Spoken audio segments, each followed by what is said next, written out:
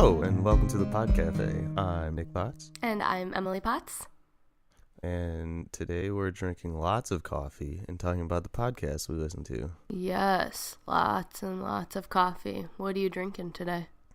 Today I am drinking a blonde flat white from Starbucks. Ooh, yum. I love the blonde flat white. Actually, It is, oh, go ahead. I was going to say, I kind of like the whole blonde thing they have in general right now. I'm into their blonde roast. The blonde flat white is something I started drinking pretty recently. The first time I had it was during my last camp in Georgia. I decided to give it a shot and liked it a lot. I don't know, it's very smooth is like the best way I could describe it probably. Yeah, I think that's accurate. And I feel like that's what their goal was, but it's good. Yeah, I think so. I think I'm finding that my favorite coffee drinks are all espresso based. Yeah, I think mine too. Yeah, because my number one is an Americano, and then I think this flat white is my number two. Yeah, I like Americanos too. I think the taste of, well, you like the taste of coffee, right? Mm-hmm. Yeah, so like that stronger taste of espresso. It's good. That's what we need. Yeah, I mean, especially in the morning, just the taste will wake you up a little bit. Yeah, I mean, I pretty much do nothing in the morning until I've had the coffee, so. Yeah, it's so funny because I didn't start drinking coffee till college. And I used to be against drinking coffee because I didn't want to be like addicted to it. And now I can't remember a time where I didn't have the need to wake up and drink a cup of coffee. It kind of just makes me happy too. You know, wake up, have some coffee, then start your day. Yeah, it's a drug, I guess. Caffeine's a drug. It is, but you know, it could be worse. It could be way worse. What are you drinking today? My coffee game is pretty weak today because I've been busy this morning trying to pack and get my life together.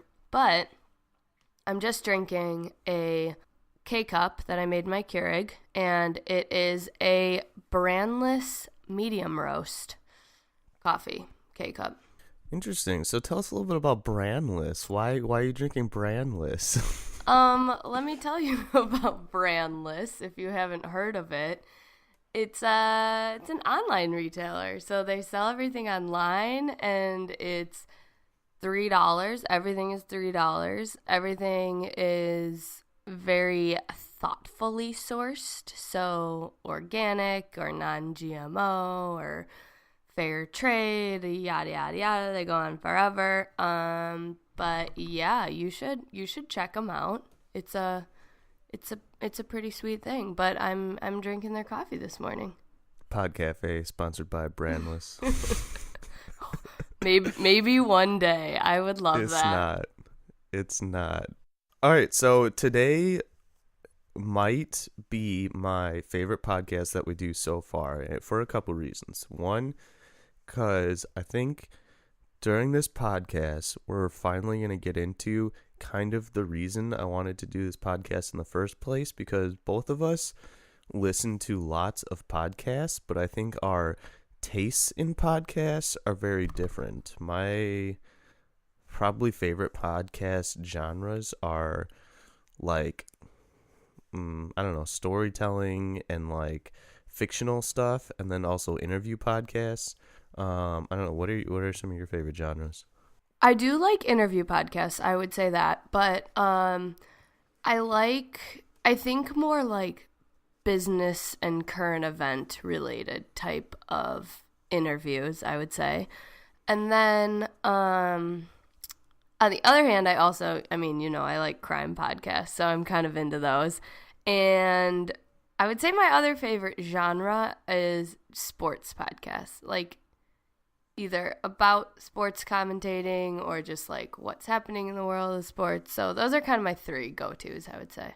I would say the sports genre is where you and I probably cross over the most, except even in that genre, I think we probably different in the sports we listen to or follow, because I listen to a ton of MMA and martial arts podcasts. I don't know what kind of sports you're more into. Well, okay, so I listen to a lot more like very mainstream, like NFL, NBA, NHL, and then college sports podcasts. But the reason why, I think, is because I really enjoy those sports and I like to know what's going on, but I don't have cable TV, so I cannot watch a lot of the games.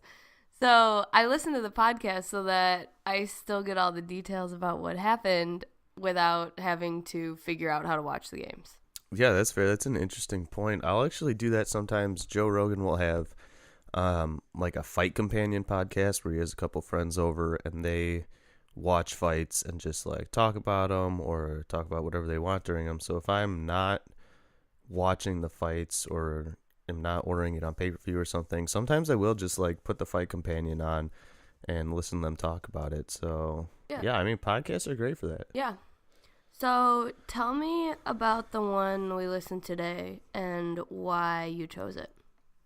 Well, this is the second reason I'm excited to do this podcast, because it'll be the first time I think that a lot of our opinions on the podcast will differ, and I think that's going to make for an interesting podcast of our own instead of just being in agreement on everything. Yeah. No, I want to know, I'm excited to talk about this because I feel like when I was listening to it, I was like, yup, these are Nick's people. This is totally his wheelhouse. And then after I was done listening and I was like thinking about what I wanted to talk about today, I was like, I bet Nick is going to tell me that I missed the entire point of the podcast, but we just hear things differently. So I'm excited to talk about it, but yeah, tell me about this guy that's on it, because I kind of want to talk a little bit before we get into, what you love about it and why we disagree about it. I want to know more what you know about like who he is and what he's done and whatnot. Okay, yeah. I'll introduce him a little bit. I don't know how we're going to start off this conversation, but I'm very curious to see or to hear you talk about where they lost you, because I went back and re-listened to it last night, and I probably made it through half of it, and I was like, no, this is gold. This is great. I don't know where they went wrong. But okay, so let me talk about. I'll start with Aubrey Marcus first, because it's his podcast that we were doing. Aptly named the Aubrey Marcus Podcast. He is a number of things. He is the founder of Onnit, and Onnit is they're a bunch of things. They sell exercise apparel. They have training academies. They're a supplement company. They have the Onnit podcast. They sell things like, I don't know, exercise equipment like steel maces and kettlebells and stuff. So, and they're actually big in the podcast world. They sponsor a lot of podcasts. What else does Onnit do? I mean, that's about it. They sponsor a lot of athletes too. They have a lot of very big in the martial arts world. A lot of UFC fighters take their supplements and are sponsored by them. Some people in the NFL too, some Olympic athletes. So they're pretty big in the sports world, and Aubrey is kind of the spearhead of that. He's branched out a little bit more. He just wrote a book, started his own clothing line or apparel company. And yeah, he's got this Aubrey Marcus podcast going. And the guest he had on during this episode was Tim Kennedy. And Tim Kennedy is one of my favorite people in the world, I think. Mostly because he embodies a lot of characteristics that I try to emulate. He's probably one of the toughest people in the world. He fought, kind of still fight. He's a little bit retired from the UFC, but still leaves the option open of going back. But he was one of the best middleweight contenders in the UFC. And while he was fighting in the UFC, he was an active duty soldier, special forces soldier. He's a Green Beret. He is like a war hero. He won a medal. I can't remember which one, but He's been in Iraq and Afghanistan. He, I think, now just went back on another tour. He's the only man to win the military combatives tournament 3 times. What's that? Like a strength conditioning thing, or? So it's a 3-day tournament, and they break it down. One is like grappling, I believe. One day is grappling, and then the next day is a little more intense. They add like striking into it and stuff, and then the third day is pretty much just like a MMA fight. It's UFC rules mostly. So you have to win each day to move on to the next day. So he's the only man ever to do that 3 times. Wow. Yeah, he's pretty impressive. He's been in the mainstream news fairly recently, and by that I mean maybe like a year ago, because ISIS literally threatened him specifically, and he was unfazed. He told them to come see him in Texas. So when he's here, he's in the Texas National Guard. So those are all very cool things and pretty awesome, just credits to have towards him. My immediate reaction to this guy after his intro was, this guy is nuts. Like, he's nuts. He's insane, but in a very cool way, I think. He runs this program called the Sheepdog Combatives, I think. It's the Sheepdog program. It's like a self-defense and combatives program that he does for first responders, ex-military or military, and law enforcement stuff. And he also does it for civilians too. But the crazy stuff is his new TV show that he has out called Hard to Kill. Yeah, this is where I was like, this guy is nuts. Yeah, it comes from a good place though, because everything he does on this TV show has happened to somebody else, not on purpose. He tries to spotlight people with like dangerous jobs or have been in like really bad positions and have survived, or sometimes not. And then the whole point of the show is he puts himself in those positions and see if he could survive and make it out.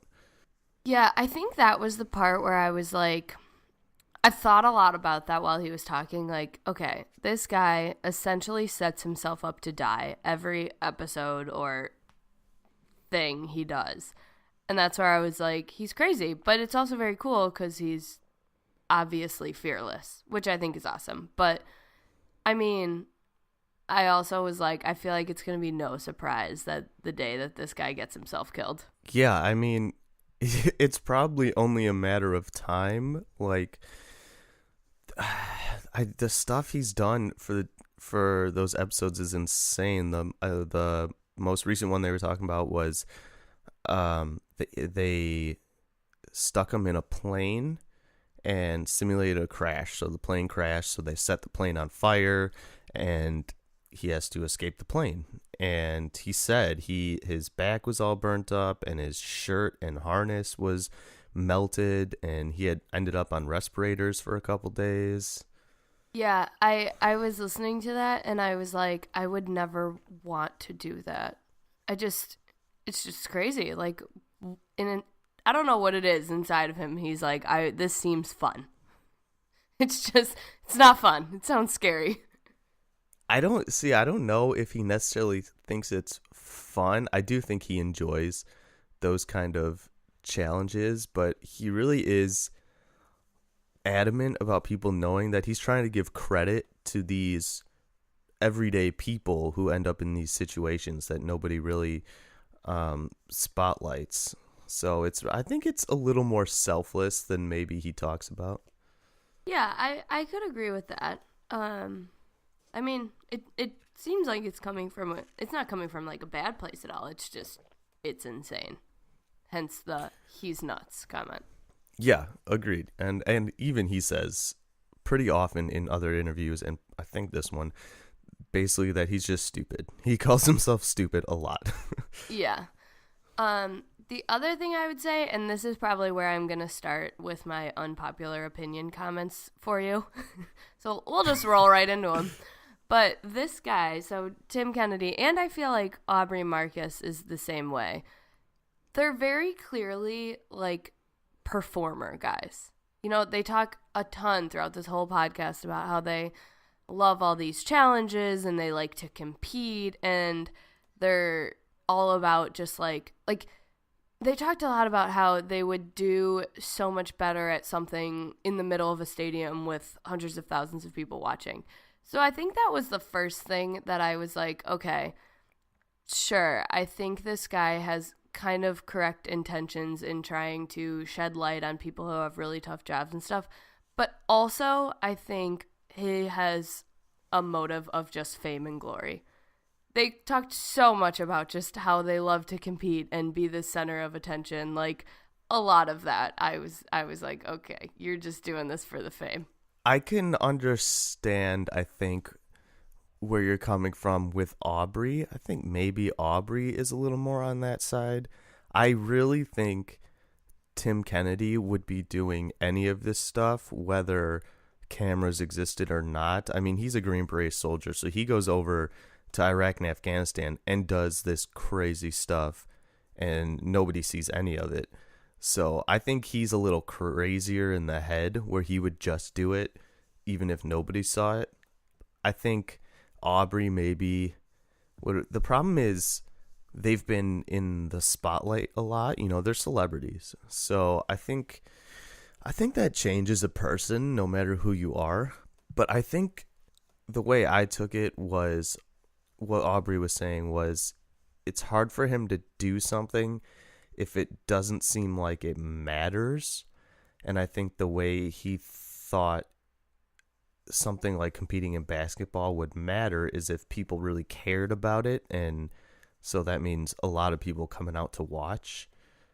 And I don't know, like it might come from a kind of need for fame thing, but it also might be like he's a very busy guy, so for him to do something, it needs to seem like it is important. So that's kind of how I took it. Yeah, no, that's fair.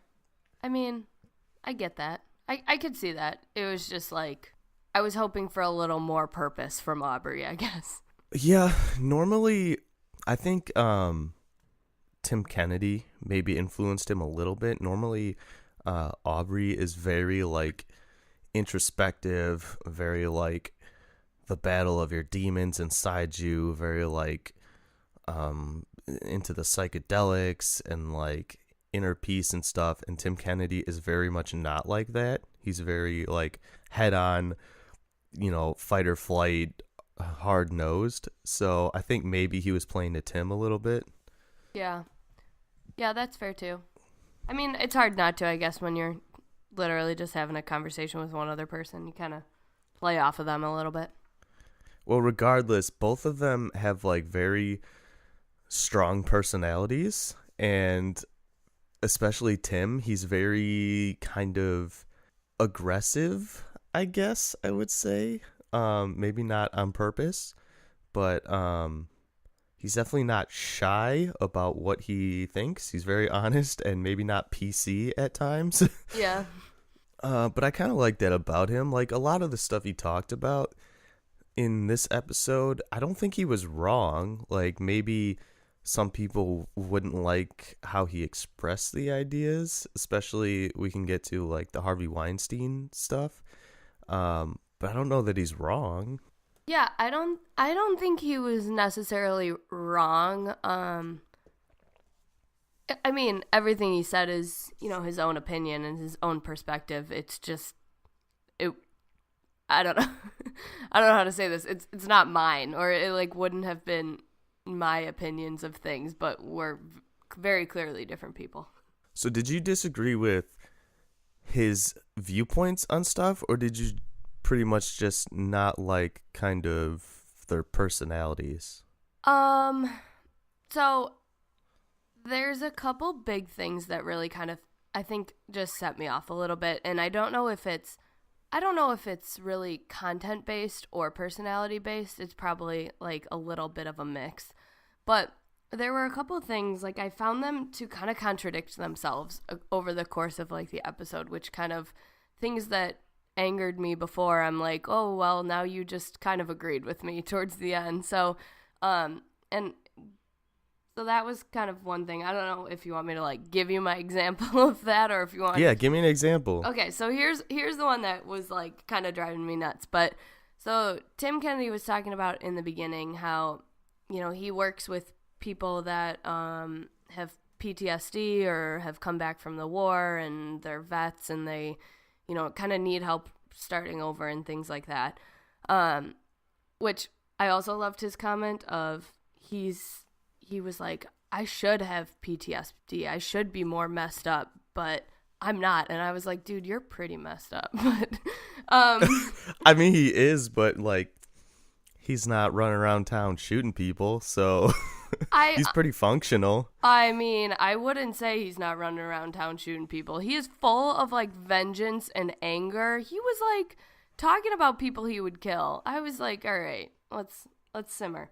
Although I guess the people he would kill were like Hitler and stuff. Hitler, understandable for anyone, I think. Yeah, I mean, fair, but also like he could chill out on his vengeance in that one. Well, that's what I mean. Like, he's got kind of an aggressive, high-octane personality, so like it comes across, I think, a little more hostile than he probably means. Yeah. I wanted to just be like, all right, buddy, I get it, but take a breather. But when he was talking about the vets that he helps, he was saying, like, you know, I won't help the people that, you know, haven't worked out or had a healthy meal or, you know, have been romantic with their wife or something like that. He was like, I'm not helping them, because he was basically saying that they're not helping themselves. And then later in the episode, they start talking about how like everybody comes from a different starting point, and everyone's, you know, I guess just like in a different position, and you can't just say that one thing is right over the other. And I was like, now you should go back and think about the vets you won't help, because they're probably in a different starting position than you, and they probably need something different than just be like, eat healthy and work out. That was my big one, I would say. Yeah, I get this. This might be one of my favorite topics to talk about, is like starting positions in life and stuff. But I think his original point was like, if you're not willing to do the little things, like I think he's afraid of wasting his time, maybe. If you're not willing to do the little things that might make a big impact, why should he take the time to do the big things? But yeah, I think he does box people in a little too much, maybe. So I guess I see a little bit where you're coming from there. I just feel like, and this is probably a difference in my personality versus Tim Kennedy's personality, but I tend to be a very empathetic person, and Tim and Aubrey Marcus have showed zero empathy for anyone. And I think that was kind of harder for me to relate to, of, you know, they were talking about, you know, someone not willing to do the little things, like you said, but it doesn't seem like he would be the type of person to take the time to understand why. Like, put himself in that person's shoes and understand why maybe they can't get themselves to do the little things. And that's more the piece that was bothering me, of like, he really lacked empathy in that. And maybe it's just not worth his time, and that's fine, that's him. But for me, I'm an empathetic person, so I was more feeling bad for the vet he wouldn't help in that story. Yeah, I get that. I think that is just part of his personality, probably. It's so ingrained in his own lifestyle that maybe he's a little removed. Maybe it's a little harder to see or to understand the idea of not wanting to do those little things. I think I'm not as extreme as Tim Kennedy, but sometimes I get frustrated with people, for example, who will like come to me and ask how to lose weight, but then like are not willing to give up the cheeseburger every day, or like I don't know, drinking a ton of alcohol every day, because I just like don't understand not trying that. So here's my question for you then. Yeah. For those people that are like, how do I lose weight? Do you tell them, like, give up the cheeseburger, give up drinking so much alcohol? Like, do you give them that information and then at least, see what they do with it? Yeah, see, I'm a little more, that's why I said I'm not as extreme as Tim Kennedy, because I'm pretty empathetic too. I would say I'm probably a good middle ground between maybe how you are and how Tim Kennedy is. So I have a tendency to like really get invested if people really want to make changes like that and really try. So I'll like write out diets or like exercise plans and stuff and give it to them and tell them what they need to do. If they don't do it or don't have the follow through, like I'm not going to stay on them. I'm not going to try and figure out why, probably. So yeah, that's kind of like in the middle where I'm at. Yeah, I can agree with that. Like, I can understand that because I also find it frustrating trying to help someone that can't help themselves. But I also think, like what you said, give it your first shot, throw some help out there, and then see, what they do with it. Versus this guy, I was just like, this is where his aggressive personality was a bit much for me, where he was like, I'm not doing that. I'm not helping them. Yeah, this is where I think lifestyles are going to make the difference, because he is, he's a national figure. So like he has a lot less time than us and has a lot more going on probably. So I think that's where he's a little less, what's the right word? I don't want to say supportive, because he's probably pretty supportive, but like a little less invested, because he just doesn't have the time or energy, probably, would be my assumption. Yeah, that's fair. What were some of the other things that they talked about that were kind of your favorite things, or what did you like?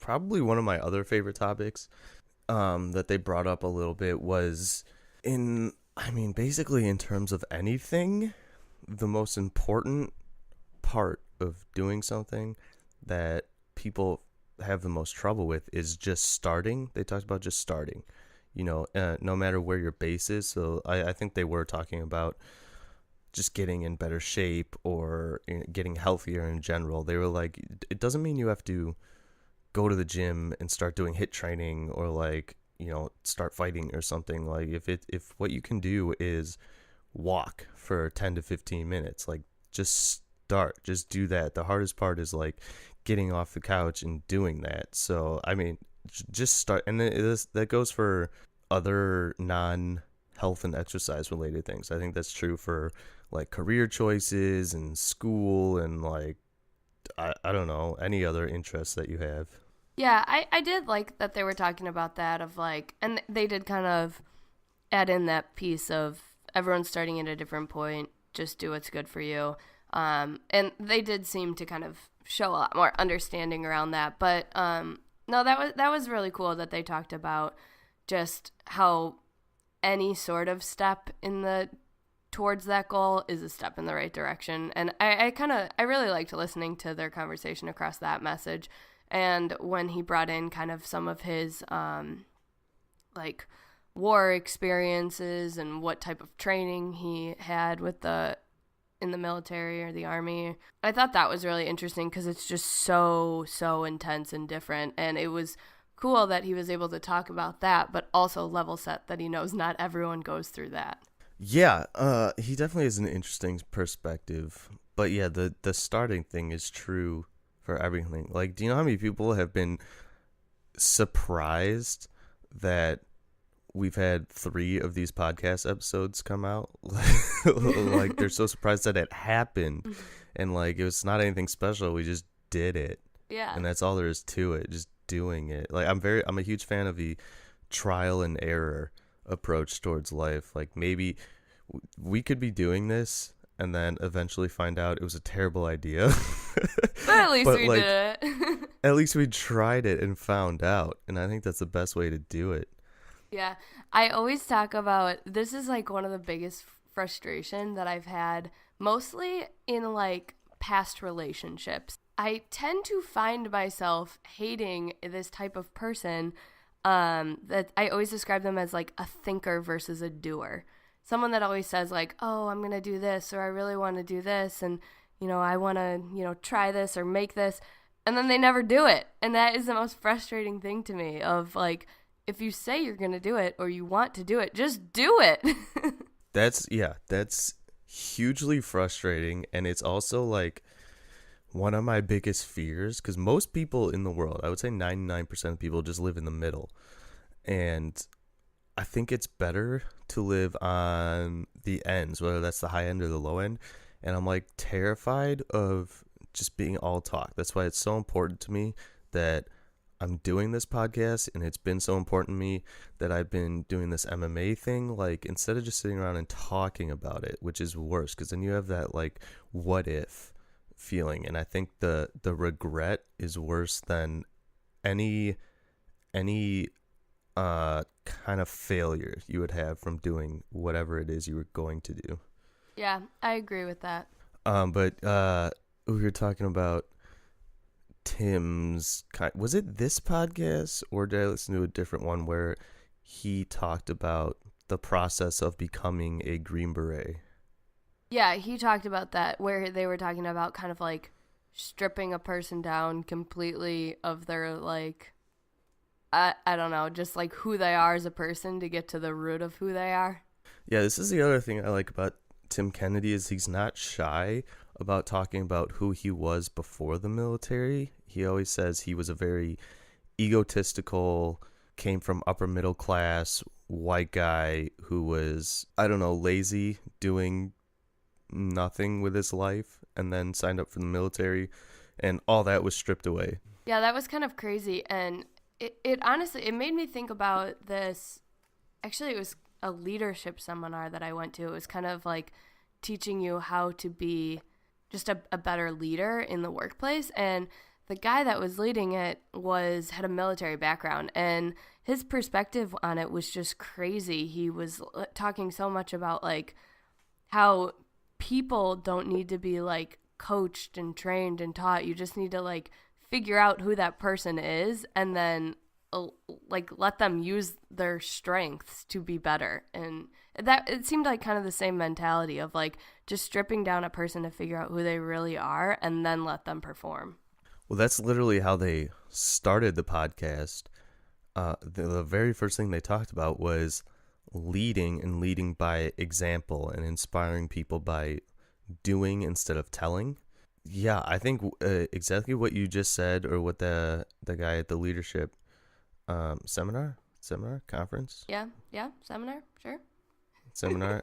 What he said about, this is an idea I've been thinking about for a long time in terms of like businesses, because I think businesses, specifically where I work right now, they blanket all their employees, and they treat all their employees as like the same. They assume they all have the same motives and incentives and like advantages and disadvantages, and they just have the same set standards for all employees. And I really think that a business will be more successful if run more like, if your leaders are more like a coach than, I don't know, a boss. You know, if your business is run like a sports team, to be unspecific. I mean, my example is always like a wrestling team, because that's just my life experience. But in wrestling and in competing, my coaches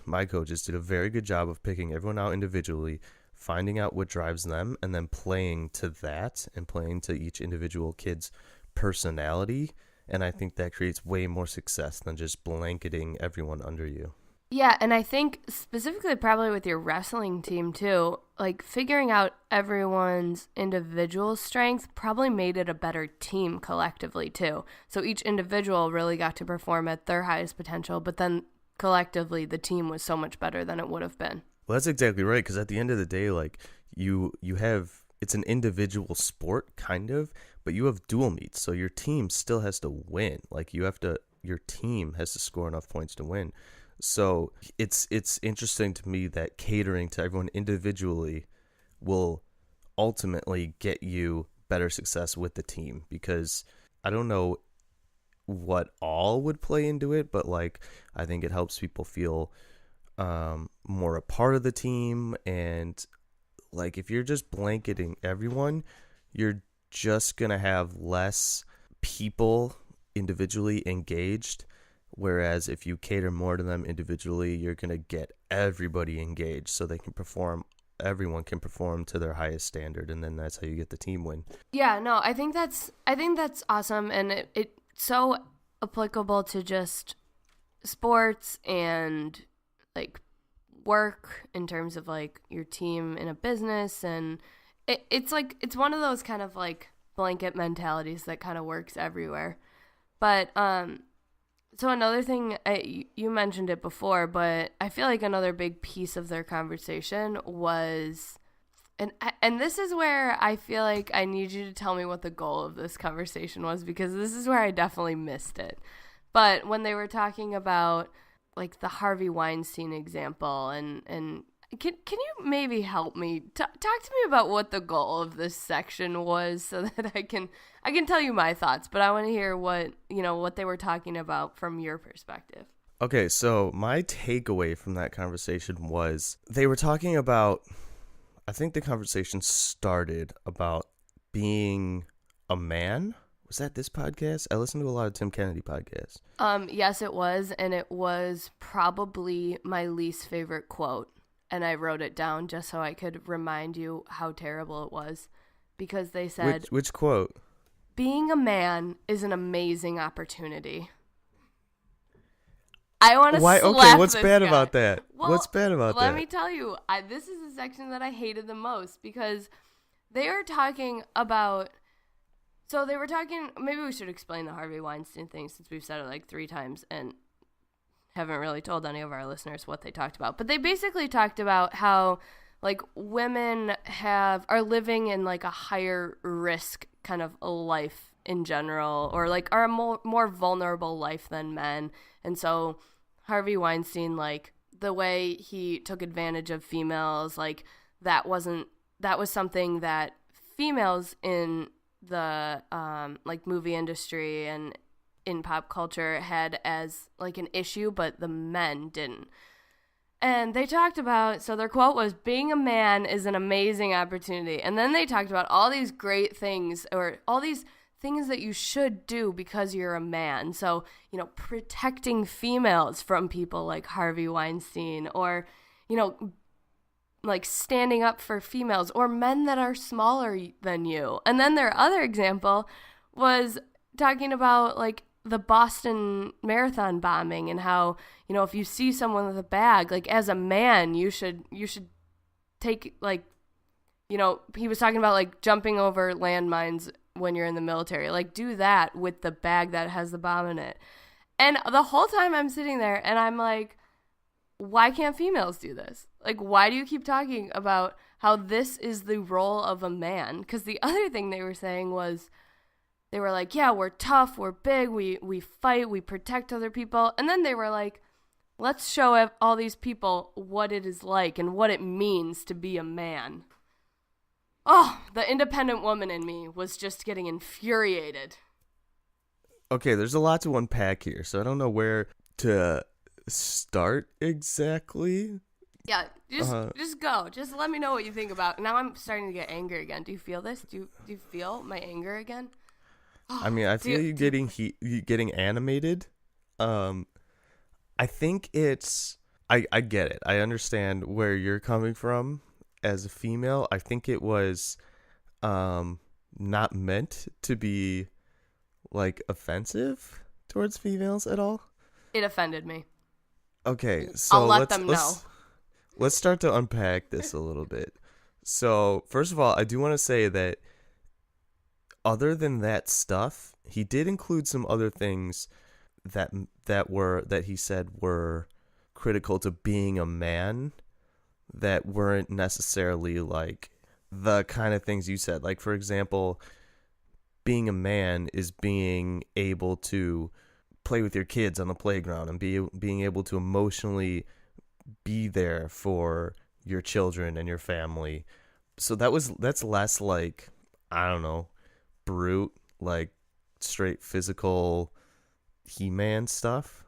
I just don't understand why they had to like talk about that in this way of this is what being a man is. Like, why couldn't they just say that, like, this is what being a person is? Or, you know, like, those are not, none of the tasks that they talked about were just for, like, what a man needs to be. Like, it was very, they made it very exclusive, and it's female things, too. Females play with their kids on the playground.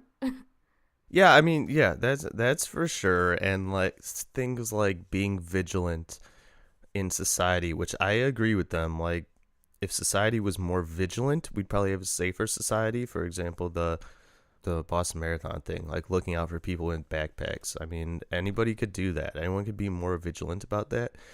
But at the same time, like there's no getting around biology.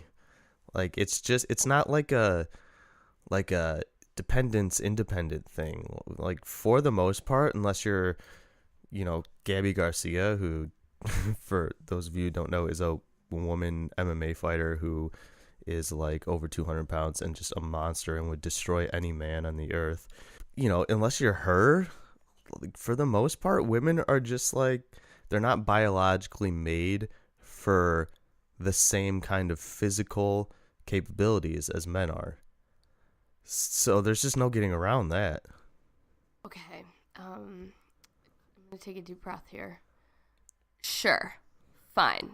In some ways, men are built to be stronger than women. But the way they displayed this was like that a woman needed a man, or else they were just, there's no hope for them. Like, this is some bullshit, okay?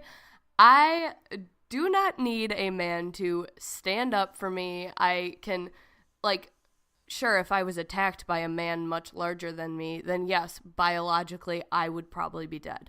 But they just made it so much more than that. Like, they were talking about, like, you know, people saying something to, like, women on the streets, or, like, the whole catcalling thing, and they were like, a man, you know, needs to be there to tell them to stop doing that. No, actually, if someone says something inappropriate to me on the street, I tell them to stop doing that. I don't need someone to speak for me. I think that was more my anger, was how much they, like, belittled the female role of, like, no, actually, we can handle this. Like, if, you know, if I was somehow able to know that there was a bomb in that backpack and I was at the Boston Marathon, I could also, as a female, do something to help. You could. I don't think they necessarily meant that women need men to speak up. I think they meant that as a man, you should be willing to. Like, you shouldn't resort to just hiding in the shadows. It's like the same thing as bullying, and they talked about this in the Harvey Weinstein thing too. Like, as a man, you shouldn't be comfortable with just letting things happen. It doesn't mean that women or anybody else need you to step in, but you should be willing and ready to if the need does come up. Like, they were talking about how many people knew about Harvey Weinstein and what he was doing and didn't say anything. He said those people are worse, almost worse than Harvey Weinstein themselves, because they are unable to, or weren't willing to intervene. And the same thing is talked about in, like, bullying. The kids who don't step in, the bystanders who don't do anything, are almost just as bad as the bullies. And the thing with the school shooting that happened recently, and the cop whose duty it is to protect those students, and he wasn't willing to go in the building, even though that's actually police protocol for him to, if there's an active shooter, to go in and, like, try to take care of the situation. So it's not so much the need to be stood up for, it's just that you should be willing to intervene if it does end up being needed. Okay, so this is making me feel a little bit better about it, because I feel like I like that message and I totally agree with that, but I still hate that they made it directed at like the men. Like the same type of message can be said to women, you know, teaching and kind of like supporting women empowerment and things like that, so that females also feel that same kind of confidence and ability to do things like stand up for themselves, or, you know, if you see something, say something. Like the message shouldn't have been exclusive to, as a man, you should do this. It should have been like, as a person in society, you should do this. And that was more what really upset me. It's like, this is a good message, but this is not just directed at men. This is directed at people. And they weren't directing it at people. They were just saying this is the role of a man. Well, I think this is where context comes into play, because, you know, at the end of the day, this was a conversation between two bros talking about, to them, what it meant to be a man. And also, like, men and women lead very different lives, and it's hard for either one to see the full perspective of the other one. So I'm confident as a man myself that these two do not have the best means of knowing what it is to be a woman or to see things from a woman's perspective. So I think they're just talking from the only experience they have, which is being men. No, that's fine, but that would be my challenge to them. Or like if I ever met these two, my feedback or life challenge to give them would honestly go back to what I said in the beginning, and to work on their empathy, because they're like, I don't know if I want to listen to these two guys talk again, because they don't think about other people at all. You know, like they don't have that perspective other than their own, and that's totally fine. I mean, it's their podcast. They can do whatever they want with it. But if it's someone I could never relate to because they're never trying to understand a different perspective, then it's like, you've lost me.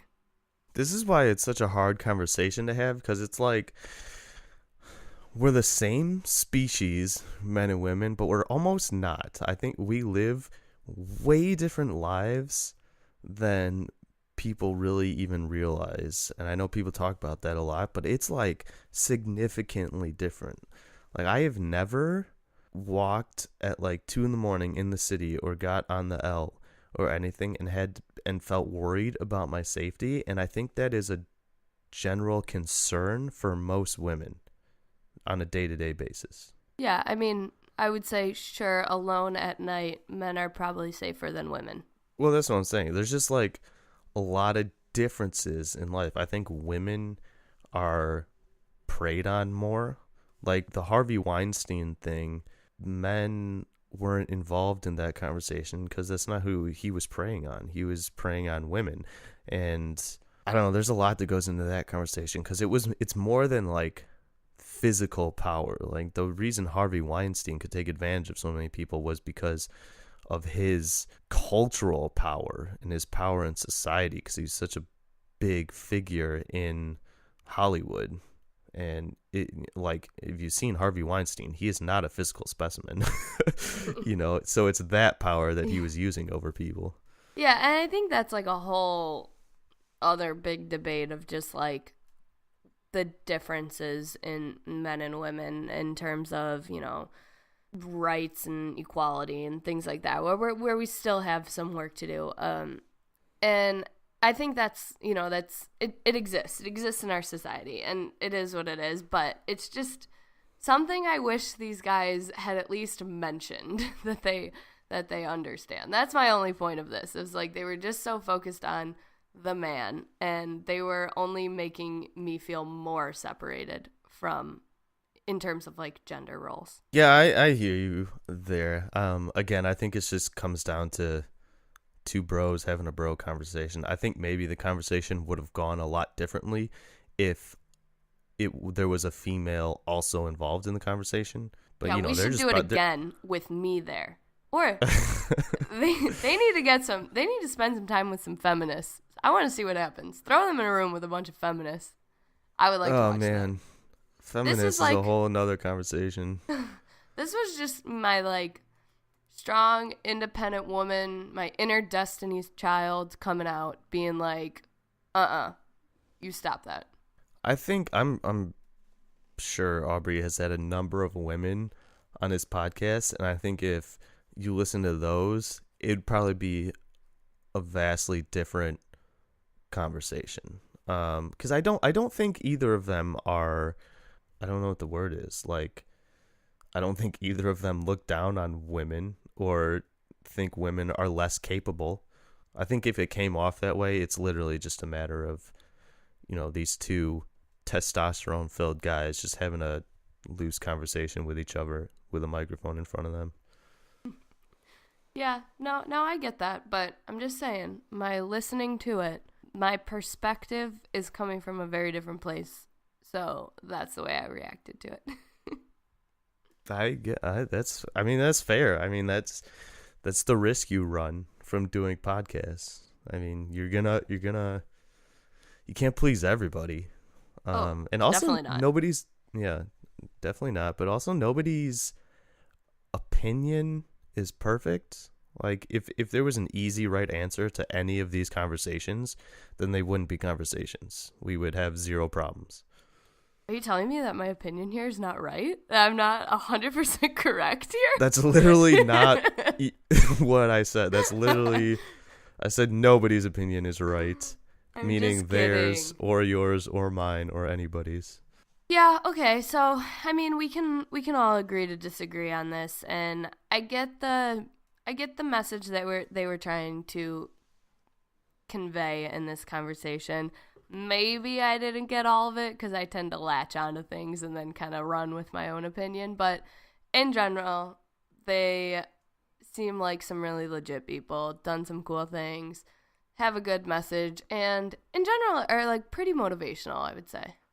I mean, that's the reason I listen to a lot of these podcasts is they talk about the mental side of a lot of things and, like, I don't know, mental toughness and, like, I don't know, stuff like that. It is very motivational, and I I listened to this podcast while I was running. I like it just as, I don't know, it kind of puts you in perspective maybe sometimes on different things in life. So I don't know. I'm really into this podcast. I do really like, well, we all know I really like Tim Kennedy, and I do like Aubrey Marcus too. Yeah, I'm glad you chose it. It was I've never listened to any of Aubrey Marcus's podcasts, but I'll probably check a few more out just to, see who he talks to and what he's talking about. And then next week, it's my choice. It is your choice. I think this was a good conversation. I enjoyed this one. I think we, I don't know, it was a little heavier, maybe, than our last three. Yeah. But I think that's good. Yeah, we got some variety. We're so versatile. We can do it all. Yeah, so this podcast will be out next Sunday. In the meantime, contact us, keep listening to us, send us your feedback. You can tweet at us at _podcafe. You can email us at podcafe.contact@gmail.com. What else could you do? You could listen to our podcast at thepodcafe.libsyn.com or on Spotify. Yeah, we're pretty much all over Spotify, YouTube. Oh, YouTube, yeah. Yeah, we're on YouTube. That's a pretty easy one. Twitter, Facebook. Still working on the iTunes thing, but we are on Google Play Music. So if you have an Android or, or a Google Home, hit us up on there. Yeah. Yeah, I guess that's it. Okay. We'll see you guys next week.